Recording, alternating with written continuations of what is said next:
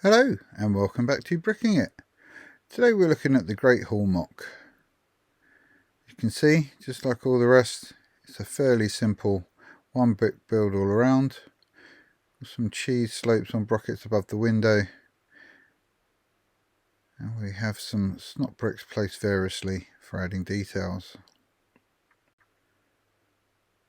Just up on the wall here we're going to be mounting the house point recorder. Now I'm going to start adding in some of our wall details. It's a very simplified version of the Great Hall. We don't have the wood panelling across the back of the wall here. Just space for a door into the side chamber. And of course, we're adding in the chair backs here to represent where our staff table is. And speaking of the staff table, it's going to be our next addition. Very simple, with some plates and some of these decorative design bricks. And that's pretty much it. The counter, again, very simple. It's based on the design in the Hogwarts magical chest. That's just going to go up on its bracket here. Did make a small mistake. I just had to adjust that snot brick there because I put it in the wrong place. Didn't leave room for the counter. Out in front of the staff table, this is a new addition. Now I've got a bit of extra depth in my build that I didn't have in my previous version of the Great Hall. It's just a very simple platform. As in front of the staff table there is this stage. Obviously on top of the stage we find Dumbledore's owl lectern rather. Very simple build, just a cone, an owl and a jumper. I've put a bar inside just to stop that owl getting too easily knocked off. Now if you recall the original version of my Great Hall, you'll see it's exactly the same length as it was, and these details are all largely the same. I've been allowed to mount my counter higher.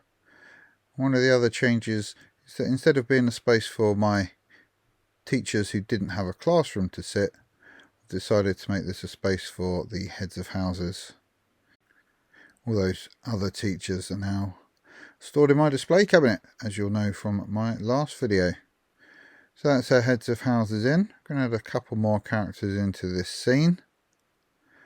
First of all, lurking around by the back door is Argus Filch. And keeping an eye on the students, head boy Percy Weasley. And then we can add in Dumbledore behind his lectern. Pop him back in his seat for now. These green seat backs are slightly taller than Dumbledore's are, and you can just see a little gap at the bottom for Professor Flitwick.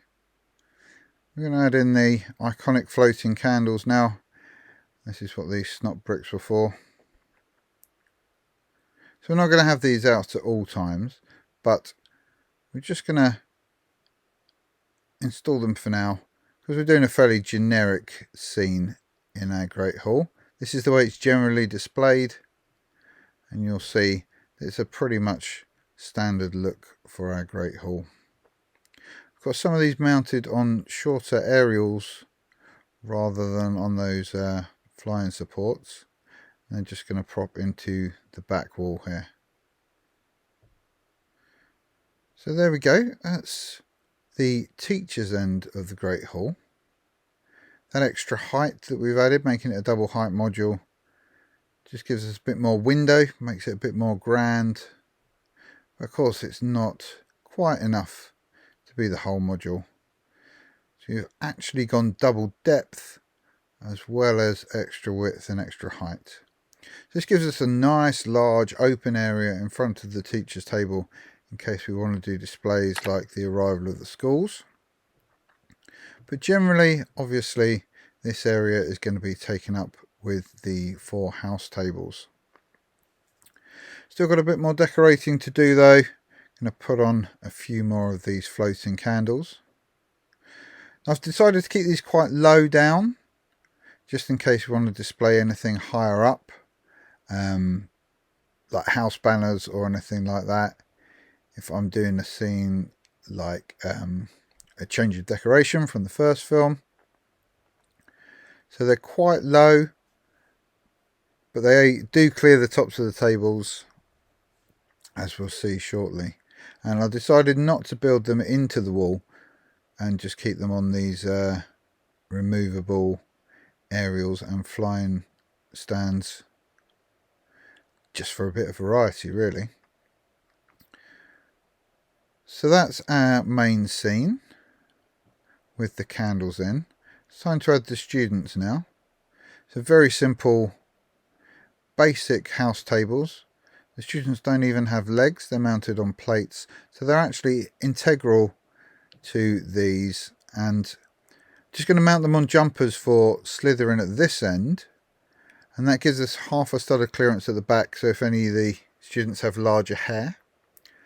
Hufflepuff at the other end again is going to be mounted on some jumpers right at the end, again giving us just that brief clearance from the wall.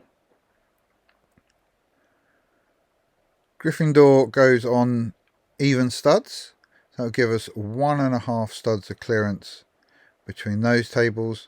And when we put Ravenclaw, it will be the same on the other side. And Ravenclaw's other job is just to hold these two sides of the build together. So when we don't need access to the high table, we're just going to have Ravenclaw bridging that gap, and that'll be studded in and secure the module. So there we go. That's the main scene in our Great Hall. It's the way you'll generally find it, but we do have the option of displaying it in a number of other ways. And we're going to have a little look at those. First, let's check the rafters up here. Now, I've done them brown because if you look at the pictures of the Great Hall, they are much darker above the pillars. I don't think they're actually wood. They are still meant to be stone going all the way up. But I just wanted to get a bit of contrast in, so it's not such just a big box full of tan. And with the medium nougat and these darker rafters, just gives a bit more variety of colour. Right, let's have a look at some of our other display options. So first of all, if we're doing a second film scene, we've got our dueling platform. Nice and simple. And of course we'll pack that with students. If we're doing a fourth film scene, then we've got the Goblet of Fire and Harry's name on the scrap of paper. I'm going to be going through all these different scenes in a change of scene series soon. All about scenes set in the Great Hall. Here's all my accessories for the Yule Ball. Most of these come from the calendar a couple of years ago. Got the Christmas trees and the side tables. Then there's a couple of other details. But we'll take a closer look at that when we do our Yule Ball change of scenes video. They all live in one of these book boxes. A bunch of toads for if we do the frog chorus. We have a handful of pumpkins. Got some more of those for the Halloween feast. Of course, some golden rings for apparition practice, and a bunch of single desks if we're setting up an exam scene. The likelihood of me doing many of these scenes very often is slim, but one that I will be doing probably every September is the sorting ceremony. So we have our unsorted students and a sorting hat.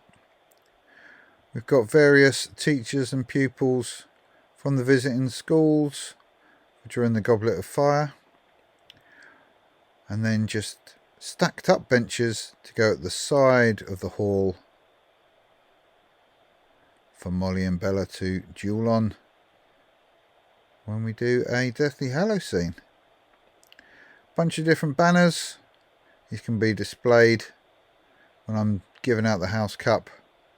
With all of this extra stuff, we can display the Great Hall in a number of different ways.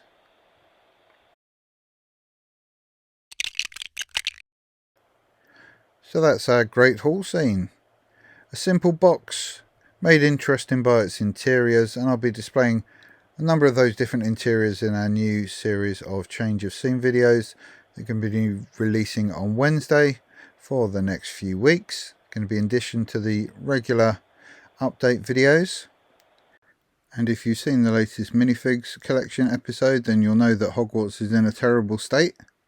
And so many of the upcoming videos will focus on reconfiguring the modules I've already got to fit into a new layout. This new layout more accurately reflects the on-screen Hogwarts. So all that remains is for me to say thank you very much for watching. If you've enjoyed this video, please leave us a like. Please do join us on other social media at the addresses shown on screen. And for more Hogwarts mock builds, then please subscribe to Bricking It. Bye bye.